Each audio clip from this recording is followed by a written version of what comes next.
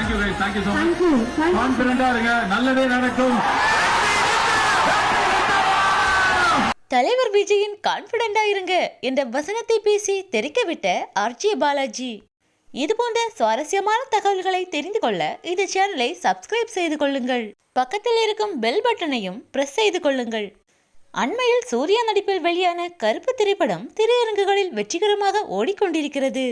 RJ Balaji இயக்கி நடித்திருக்கும் இப்படத்திற்கு மக்கள் மத்தியில் மிகுந்த வரவேற்பு கிடைத்துள்ளது. மக்கள் இப்படத்தை கொண்டாடி வருகின்றனர்.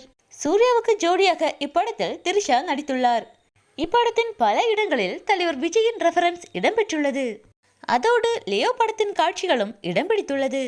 அந்த காட்சிகள் திரையரங்கில் ஒளிபரப்பாகும் போது கைத்தட்டல்களால் அரங்கமே அதிர்கிறது.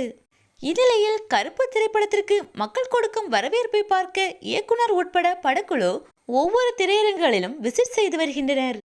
அப்போது ஒரு திரையரங்கில் படத்தின் இயக்குனரான ஆர்ஜே பாலாஜி ரசிகர்களின் உற்சாகத்தை பார்த்து அவர்களிடம் கலந்துரையாடினார்.